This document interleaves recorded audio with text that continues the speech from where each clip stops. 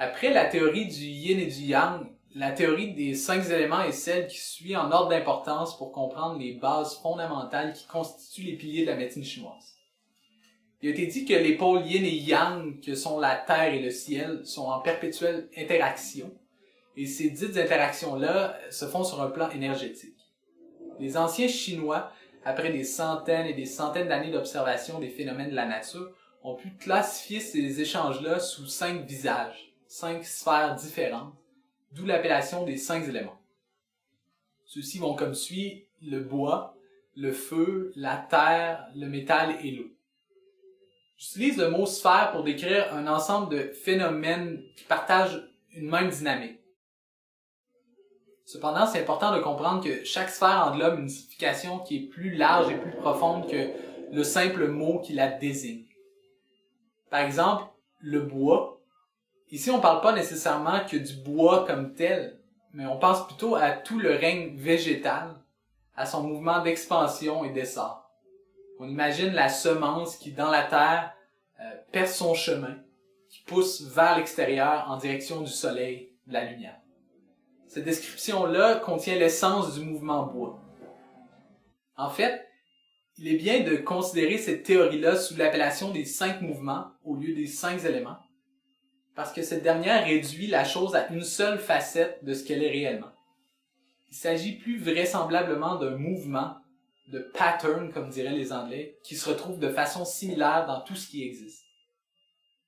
Si on reste encore avec l'exemple du bois, ce mouvement-là a son équivalent dans les âges de la vie avec l'adolescence.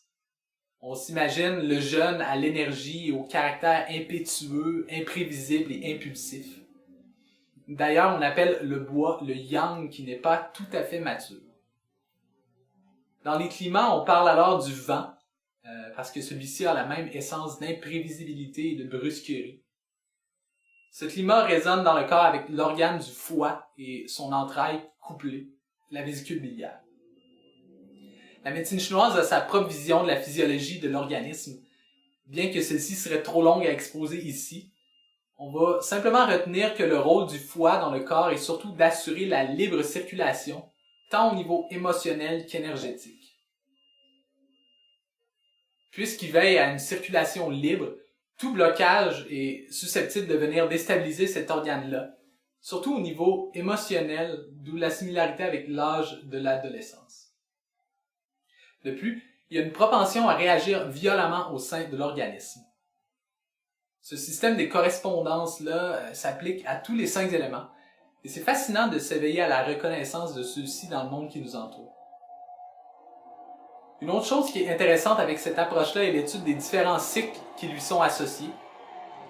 Principalement, on parle des cycles physiologiques de l'engendrement et du contrôle.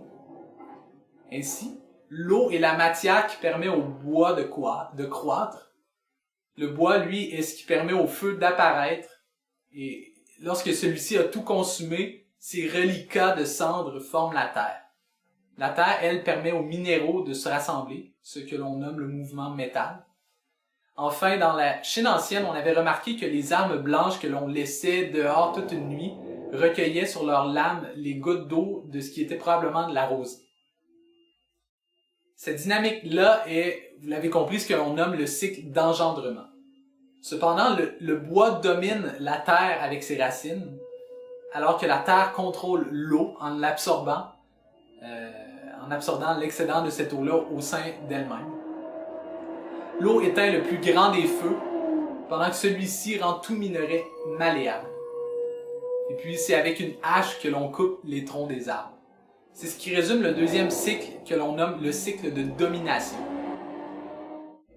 C'est important que ce dernier-là soit assez souple pour permettre à chaque élément de se manifester pleinement, mais qu'il soit aussi à la fois assez puissant pour permettre l'engendrement du mouvement suivant et d'empêcher tout excès venant d'une quelconque sphère. Il s'agit donc d'interactions constantes entre ces différents mouvements, rien n'étant réellement séparé du reste. Un défaut dans l'un ou l'autre de ces aspects-là mène tôt ou tard à la pathologie.